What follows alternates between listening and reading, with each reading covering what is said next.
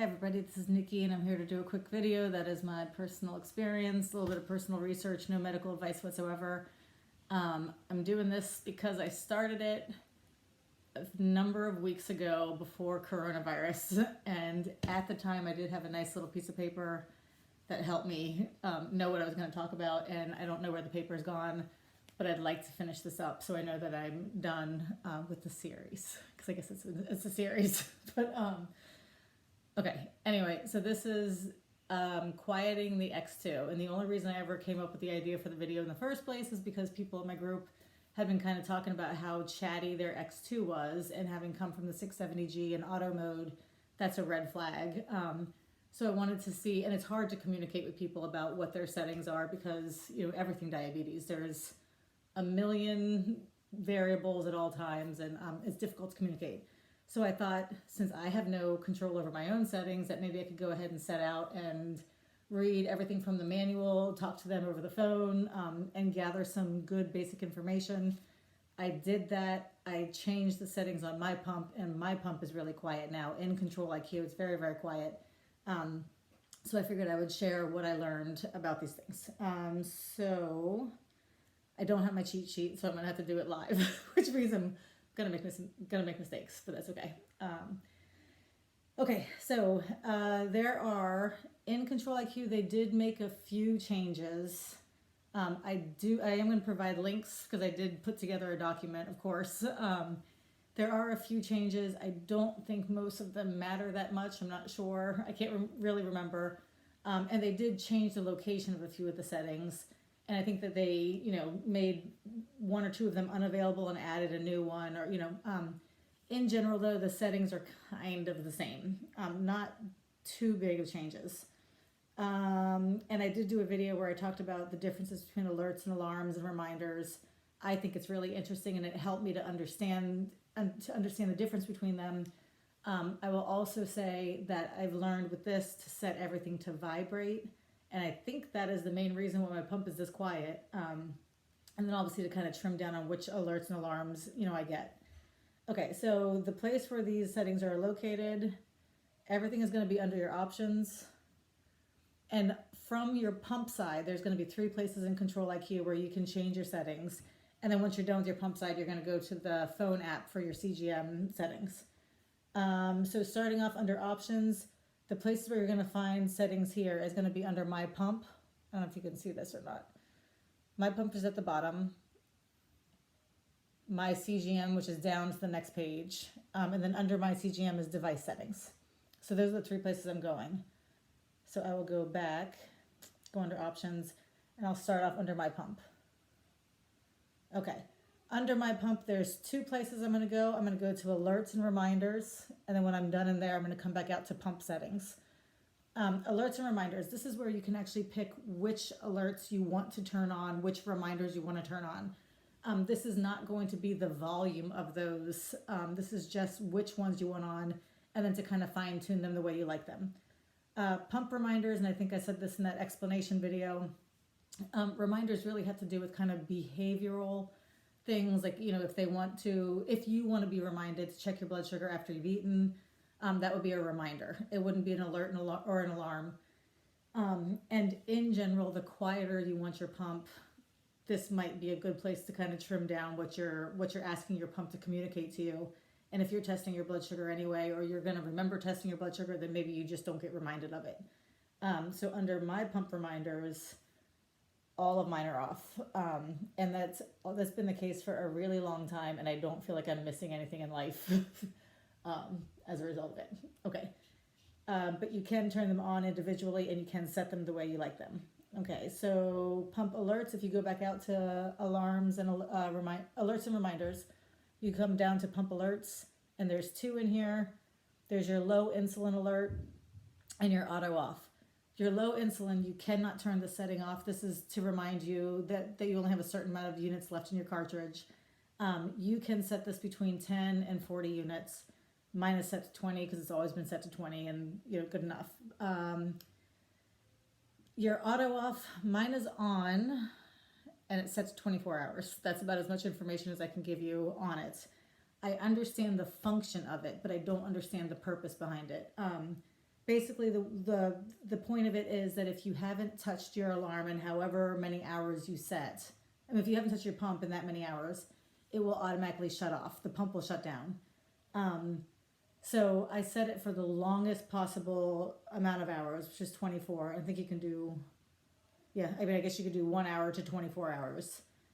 Or you could just turn the whole thing off. And I have chosen to turn it on, but for the longest amount of hours, which is 24. And I guess I feel like if I haven't touched my pump in 24 hours, it doesn't matter if it turns off because I'm probably dead and never gonna touch my pump again. So that's, so I don't really understand it, but it's on for 24 hours.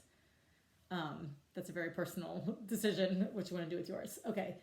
That was under alerts and reminders. If we back out to my pump and we go down to pump settings, this is where your quick bolus is. I don't use quick bolus. Mine is turned off, but if you know about quick bolus, you know, how many units and how many buttons I think it is, it's your option to turn it on. I just made all that up about quick bolus. I don't know what quick bolus is. I think it has to do with how many buttons you push to just do a quick certain predetermined amount of increments. I'm making that up too. Okay, so if you back out of my pump, and you go back under options, and then we're going to scroll down to the next page, and we're going to go to my CGM. Under my CGM is CGM alerts. Again, this is the one where you can pick and choose what to turn on and then to kind of decide, you know, to tweak it the way you want it. Mine is, that makes it look like it's on, but I have my high alert turned off. My low alert, I have to 60 milligrams per deciliter and then never repeat. So I don't even know if I can change that. I think that's the lowest you can make it. And I could just turn it off, but I don't think I want to. I think I want to know if I'm 60 milligrams per deciliter or lower. Rise and fall. Again, you can change this however you want it. I used to be a little bit more aggressive with what I wanted to hear, but that was on the 670G, and that was because I felt like my sensor was often so delayed that I really wanted to know if I was on the move, because it may have meant that I was already, you know, high or low or whatever. In this case, it looks like I have a fall alert on for the 2 arrows, but I like a quiet pump. So most of these I'm leaving off. The out of range, which is the bottom setting for under CGM alerts, this one is a little bit different on Control IQ. It's the same alert, but the difference is that Control IQ needs to be in range. It can't be out of range for any longer than 15 minutes. At 20 minutes, it's not going to work. So Tandem recommends that you turn the setting on, in case you haven't used it before, that you do engage the setting and that you set it for 20 minutes so that you know that Control IQ is no longer available. For me, I do feel like that's important information, so I do have that one turned on, and I do appreciate hearing from it because it might be worth my taking a look to see what's going on and if I need to intervene or change a sensor or, you know, whatever. Okay, so that's under my CGM. If we back out to the options menu again, under my CGM is device settings, and under device settings is sound volume. So this is the last place on the pump side, and the reason this one is here, the last places we went, you were able to pick and choose which alerts or alarms or reminders you wanted to hear. For this one, actually, for which alerts or reminders you wanted to hear. For this is where you're able to hear, this is where you're able to select the volume for those things. So this is kind of an overall volume. Pump alarms, you cannot turn off, but you can set them to vibrate. Pump alerts and reminders, obviously those you can turn off. Those are the ones you could pick and choose.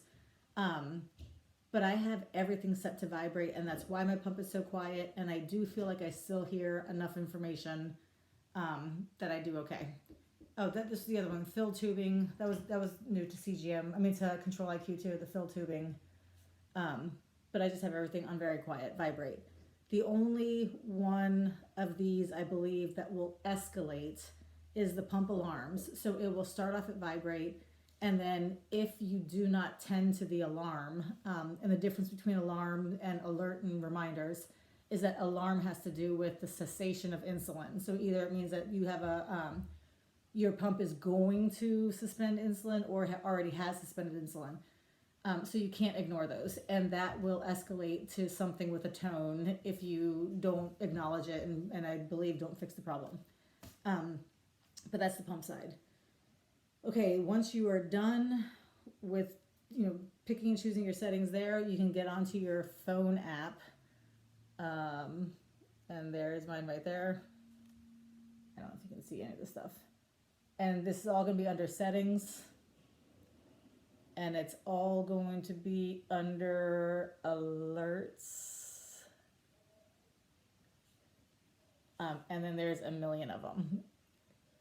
The only thing you need to know about this, you can pick and choose. They're all urgent lows. The only one I think you cannot turn off. But your low, high, your rise rate, your signal loss, your no readings, all of these you can kind of fine tune. I have turned everything off that I possibly can. But whatever you have set here does not automatically pick up on your pump or vice versa. And that's why when you're doing your settings, you need to start with your pump, take care of all of your settings on your pump, and then go to your phone and change your settings there. 11.5 minutes. That's it. Thank you very much. Hope you have a great day. Hope everyone's staying home, staying safe, and staying sane. Okay, bye.